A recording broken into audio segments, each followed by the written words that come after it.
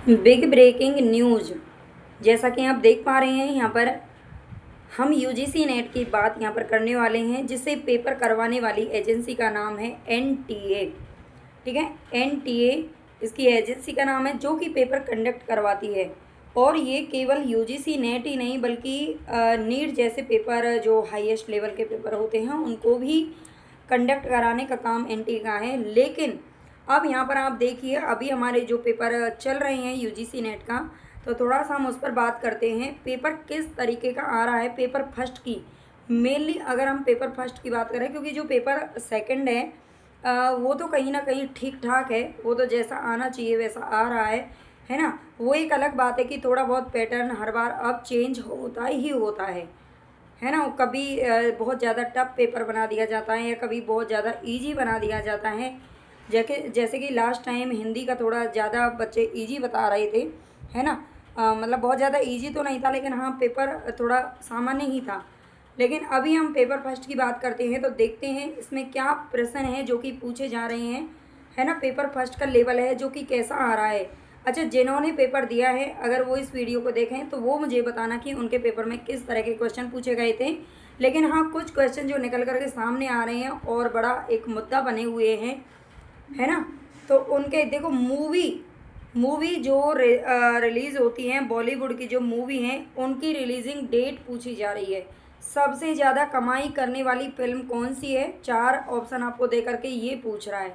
अब ये बताइए भाई, कौन से सिलेबस में ये लिखा हुआ था, हैं कई से कोई सिलेबस में लिखा हुआ है क्या, है ना। बच्चे मेन चीज़ यहाँ पर ये आ जाते हैं कि बच्चे हमारे जो तैयारी कर रहे हैं उस सिलेबस को अच्छे से पढ़ेंगे या फिर ये मूवी को देखेंगे, है ना।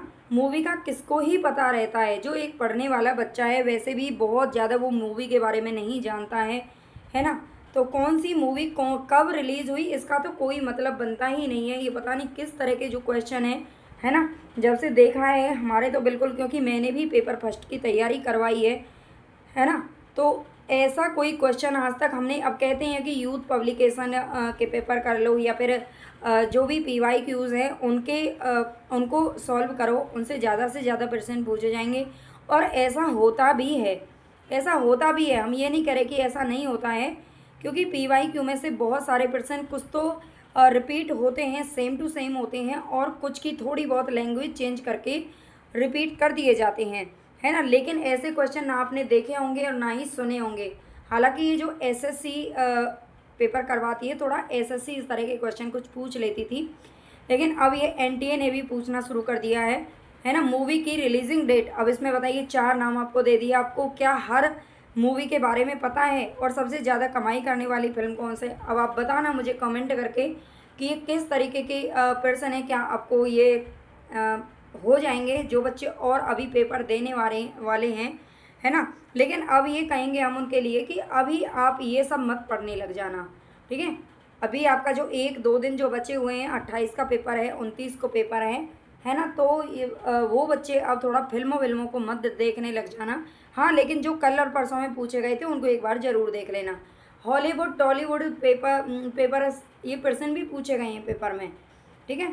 हॉलीवुड टॉलीवुड, हॉलीवुड आप जानते हैं जो मतलब ये अमेरिका वगैरह की जो फिल्में होती हैं, है ना। और टॉलीवुड जो हमारे इधर साउथ में बनती हैं उनसे भी पर्सन पूछे गए हैं।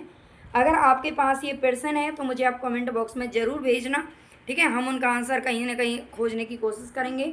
और टीचिंग एप्टीट्यूड, देखो पहले ये निश्चित होता था कि 10 यूनिट हैं, इसके अंदर 10 यूनिट हैं और 10 यूनिट में से सभी में से 5-5% पूछे जाते थे। 5-5% अगर 10 यूनिट में से पूछे जाएंगे तो जाहिर सी बात है सीधे 50% हो जाएंगे, ठीक है। और 50% का ही पेपर फर्स्ट होता है। 50% आते हैं जो कि 100 नंबर के होते हैं। लेकिन अभी इसमें क्या कर दिया गया है कि जो ये मार्क्स हैं या फिर जो पर्सनों की संख्या है वो हर जो यूनिट है उसमें से घटा बढ़ा करके कम ज़्यादा की जा रही है। जैसे कि टीचिंग एप्टीट्यूड है, बहुत बच्चे इस पर बहुत ज़्यादा फोकस करते हैं, है ना। और क्योंकि ये टीचिंग एप्टीट्यूड कहीं ना कहीं हमारे जो हम टीचर हैं तो टीचिंग लाइन से भी जुड़ा रहता है ये। और इसके अलावा हम बात करें कि टीचिंग एप्टीट्यूड हमारा सबसे पहला यूनिट है और बच्चे ध्यान भी इस पर ज़्यादा देते हैं, है ना, मेरे हिसाब से। और 5 से भी कम पर्सन इसमें से पूछे गए हैं अभी तक जो पेपर हुआ है। और आईसीटी में प्रश्नों की संख्या बढ़ा दी गई है। तो ये चीज़ गलत है। अगर मान लीजिए आईसीटी किसी बच्चे ने कम पढ़ा है, क्योंकि कंप्यूटर ऐसी चीज़ है हर बच्चे के पूरी तरह से समझ में नहीं आ सकता है ना, वो पूरी तरह से इस पर फोकस नहीं कर सकता है। तो वो 5-5 नंबर के हिसाब से ही अपनी तैयारी करता है ना, 5 नंबर के हिसाब से ही वो एक यूनिट को तैयार करता है। हालांकि कुछ यूनिट्स ऐसी होती हैं जिनको हर कोई नहीं पढ़ सकता है।